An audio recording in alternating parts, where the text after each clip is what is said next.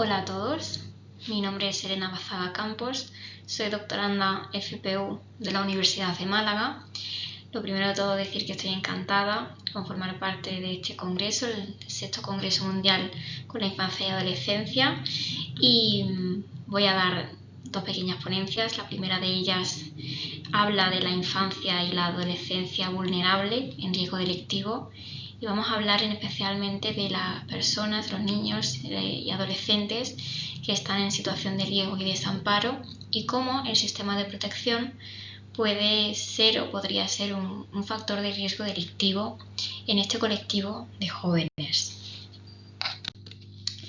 En primer lugar, antes de nada y para situarnos en contexto, me encantaría explicaros las características brevemente de la delincuencia juvenil.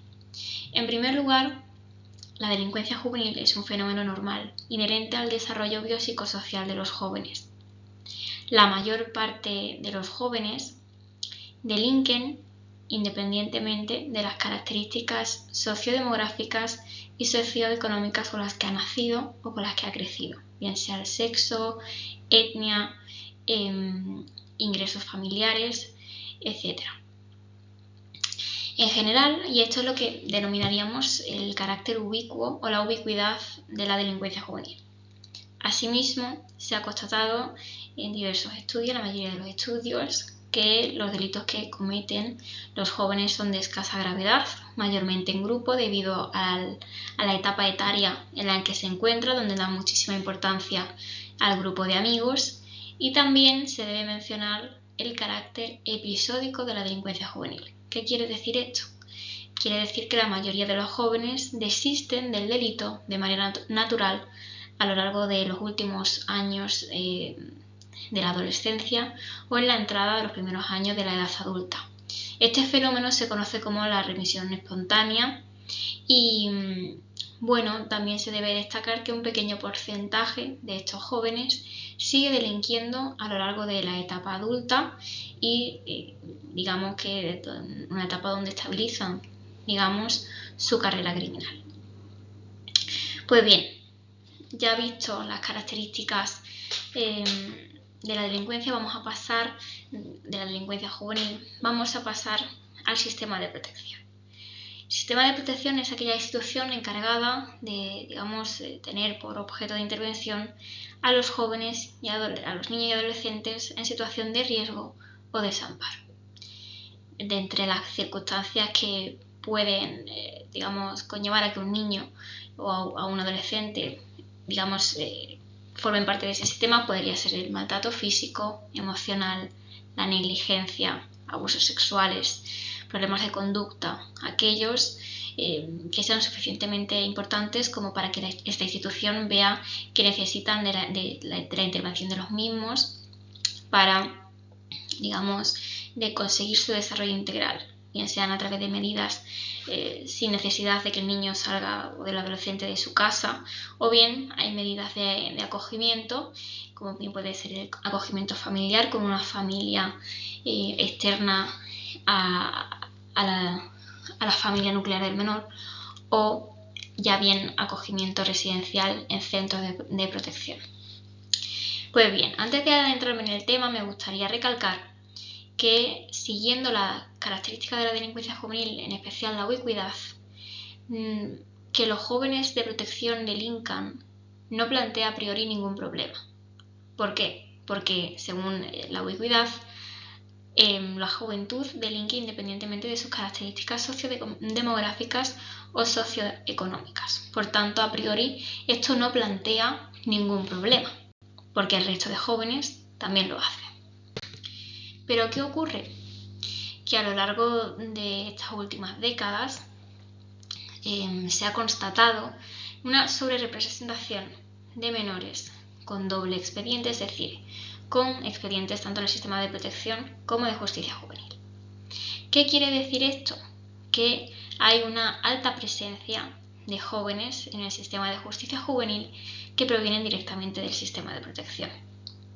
Una de las obras pioneras es la de Tatum Kelly y sus colaboradores, que encontraron en su muestra que el 45% de menores con historial de protección fueron detenidos en comparación con el 32% de la muestra control sin vinculación a dicho sistema. Entonces, una vez vistos estos datos expuestos sobre la mesa, nos llevamos a preguntarnos por qué existe esta relación y esta alta prevalencia de jóvenes de protección en el sistema de justicia juvenil y cuál es el papel que puede tener el sistema de protección en el inicio de estos menores. Y este es uno de los objetivos que os traigo en este congreso, de mi primera comunicación, que es analizar si el sistema de protección puede ser un factor de riesgo delictivo en la delincuencia juvenil. Cuando se ha abordado este tema, se ha intentado hacerlo de una manera, digamos, multidisciplinar y también integral. Y hay bastante literatura científica sobre este tema de investigación que ha analizado múltiples variables y cómo ellas interaccionan en la delincuencia juvenil.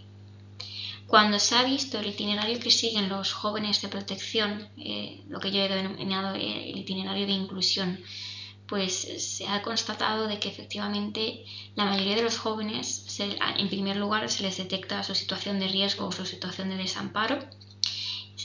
A continuación, con el paso del tiempo, de los años, del establecimiento de medidas, etc., se le cierra su expediente de protección y es una vez cerrado cuando llegan a los órganos de justicia juvenil.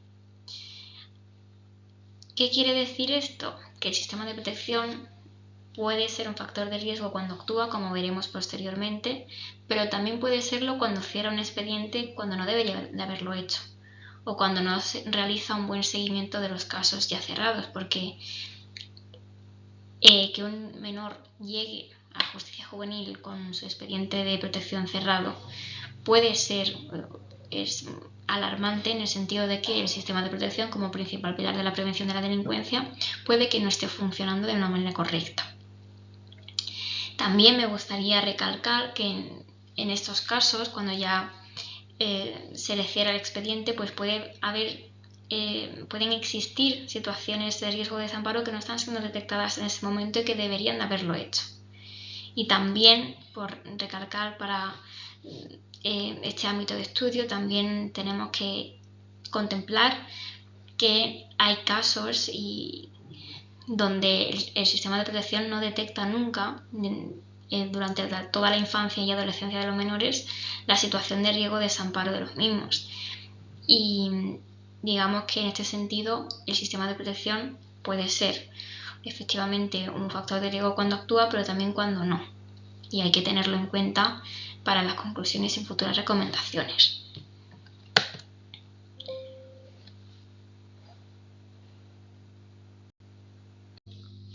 Siguiendo con esta temática, también se ha estudiado la delincuencia juvenil en función del tipo de expediente de los menores de protección. En este sentido, se ha dividido muestras en función de si únicamente tienen historia de protección. También se ha diferenciado este grupo de los que efectivamente han sido declarados en situación de riesgo o en situación de desamparo, y dentro del desamparo de los que se ha diferenciado también a los sujetos que han estado bajo medidas de acogimiento, bien sea residencial, bien sea familiar. ¿Y por qué? Debido al maltrato o a la negligencia, o por otras circunstancias ajenas al maltrato o a la negligencia, como bien puede ser el encarcelamiento de los padres o la ausencia de alguno de ellos. Este tipo de estudios han mostrado que la mayoría de los menores de protección que llegan a justicia juvenil, digamos que se caracterizan por haber estado en acogimiento, bajo medida de acogimiento, debido al maltrato o a la negligencia. Cuando hemos querido también analizar las medidas de acogimiento o el papel de la medida de acogimiento en la delincuencia juvenil, se ha constatado también de que el acogimiento residencial está más vinculado a la delincuencia juvenil que el familiar, que incluso a los menores también se ha constatado que los menores que no han estado bajo acogimiento tienen menor probabilidad delictiva o de contacto, en este caso, con justicia juvenil. En este tema también es interesante analizar también cuál es el rol de los cambios de medidas de acogimiento. ¿Por qué? Porque se ha constatado en todas las investigaciones que se han encontrado en esta revisión que a mayor número de cambios de medidas de acogimiento, mayor probabilidad de contacto con justicia juvenil. Por ejemplo, el estudio de Juan y sus colaboradores del año 2015 viene a decirnos que de los menores que habían estado en acogimiento, el 9% y que habían, entrado en contacto con justicia juvenil, el 9% había estado nada más bajo una única medida de acogimiento, el 19% en 2, el 14% entre 3 y 5 cambios había sufrido, el 27% entre 6 y 10 y un 31% había estado en más de 11 lugares diferentes. También dentro de esta temática se ha calculado cuál es la probabilidad de aumento delictivo en función de cada cambio de medida de acogimiento, y se ha comprobado que cada cambio de medida de acogimiento aumenta la probabilidad de privación de libertad en un 11%, pero también en otros estudios sobre condenas o sobre detenciones también se ha llegado al mismo porcentaje. Bueno, pues bien, una vez vistos estos estudios vamos a pasar a la mala praxis del sistema de protección. Desde hace unas décadas aproximadamente se viene denunciando una mala praxis o prácticas, que no deberían de darse en esta situación como principal pilar de la prevención de la delincuencia, puesto que no garantizan y no casan con el objetivo del sistema de protección, que en definitivas cuentas es el desarrollo integral de los menores en situación de riesgo o desamparo, ¿no? En esta comunicación voy a presentar algunos ejemplos de estos estudios que han denunciado estas prácticas. Por ejemplo, McFarland, la tesis de McFarland del año 2015, nos habla de que el 25% de sujetos de su muestra, que eran muestras que habían estado bajo el sistema de protección, bajo medidas de acogimiento en concreto, pues y que habían sido llamados a juicio también, manifestaron de que el 25% manifestó que ellos habían sufrido maltrato físico, sexual y emocional mientras estaban bajo dichas medidas. Entonces nos llegamos a preguntarnos que por qué una institución que pretende alejar al menor de este tipo de prácticas, por qué las sigue, por qué los trabajadores en concreto las siguen fomentando en ellos. Marshall también nos habla de que cuando trataron este tema de investigación con su muestra, manifestaron de que había padres que en la medida de acogimiento familiar que no cumplían con sus responsabilidades, que únicamente pretendían beneficiarse económicamente de su situación como padres de acogida, y de que no estaban garantizando la protección necesaria a los menores que estaban en este tipo de medida de acogimiento. Uno de los estudios más interesantes desde mi punto de vista sobre este tema es el de Walls de 2019, donde se pone de manifiesto en un grupo focal que los trabajadores de los centros de protección llaman de manera innecesaria a la policía en situaciones conflictivas cotidianas sin el empleo de la violencia. Llaman para, a lo mejor, casos como hurtos o pequeños hurtos en la nevera, en las cocinas, para que los menores puedan comer. También hablan de roturas de mobiliarios o daños en el mobiliario, y que por eso llaman a la policía, o incluso pequeños altercados interpersonales con los cuidadores, pero cuando no hay violencia de por medio. Y esto, ¿cómo se soluciona? Pues normalmente la policía, este autor señala que los miembros de la muestra del grupo focal, expertos en esta materia, advirtieron de que efectivamente la policía suele dar la razón y proteger a los cuidadores, y efectivamente es cuando aquí se inicia probablemente el itinerario delictivo de protección al sistema de justicia juvenil de los menores, ¿no? También Baydawi y Sigan advierten de que esto no casa con la inserción social del menor y que puede influir negativamente en su comportamiento posteriormente en su temperamento, en su inicio delictivo quizás, y en la confianza del sujeto en el sistema de protección y en concreto de sus cuidadores, ¿no? Que al final son con los que pasan los días. Pues bien, para terminar, acabamos con la pregunta de qué está pasando en el sistema de protección para que haya una presencia tan alta de menores de objeto de este sistema, de intervención de este sistema, en los órganos de justicia juvenil, ¿no? Una de las explicaciones que podríamos dar, si no nos fijásemos en este tipo de investigaciones, podría ser la criminalización secundaria, ¿no? Que ya planteaba Zaffaroni, de que efectivamente defiende o plantea de que hay colectivos que debido a sus características tienen más probabilidad de contacto con la justicia, en el sentido de que están más controlados por los agentes y cuerpos y figuras de seguridad de los estados.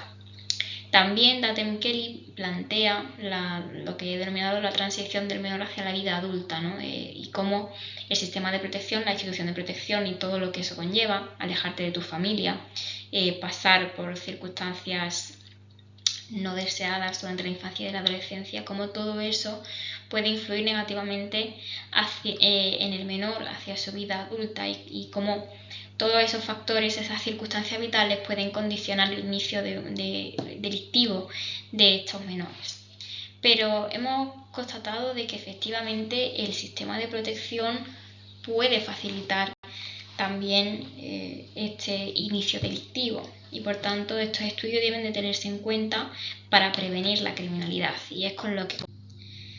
Pues bien, para acabar, se debe recordar que el sistema de protección es uno de los principales pilares de la prevención de la criminalidad, puesto que tiene por objeto de intervención a uno de los colectivos más excluidos de la sociedad, los niños y adolescentes en situación de riesgo y desamparo. Por ello se ve esencial la evaluación científica rigurosa a través de técnicas de investigación contrastadas, empíricas, de las prácticas del sistema de protección, de sus cuidadores, de cómo la legislación a veces puede ser más un factor de riesgo que de protección. También hemos visto al principio de la comunicación de que la mayoría de los menores llegan a justicia juvenil con su expediente de protección cerrado. Esto podría indicar que el sistema de protección no está haciendo una buena detección o seguimiento de los casos de protección y por tanto se ve esencial también evaluar cómo o cuáles son los protocolos de actuación o cómo se están llevando a cabo de cara a mejorarlo y de mejorar también de que se detecten cada vez más casos de este tipo para garantizar que la mayoría de menores en situación vulnerable de riesgo de desamparo, digamos, que reciban la ayuda que necesitan por parte de los estados. En segundo lugar, hemos visto la mala praxis, ¿no?, de las instituciones de protección y cómo el factor humano, los cuidadores, a veces, digamos, que empujan sin ningún tipo de reparo a los menores en justicia juvenil, ¿no? Desde esta comunicación también se aboga por, digamos, la difusión o las campañas hacer una campaña de sensibilización para que, digamos, los cuidadores sepan el rol que tienen o el impacto que pueden tener en la vida de los menores, no solo en la adolescencia o en la infancia, sino en la vida adulta, y digamos que también incentivarles en el fomento de sus habilidades sociales, sobre todo en materia de resolución de conflictos, para que puedan resolver de manera colaborativa cuestiones, digamos, banales de la convivencia, del día a día. También abogamos por, digamos, la promoción del uso de acogimiento familiar frente al residencial y seguir, hacer una, digamos, una evaluación periódica tanto a corto como a largo plazo. Muchísimas gracias.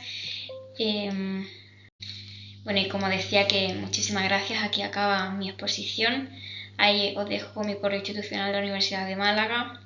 Y nada, encantada de estar aquí con vosotros, aunque sea de manera virtual, por mis obligaciones docentes. Y nada, y enhorabuena a los organizadores y daros las gracias por el apoyo infinito. Hasta luego.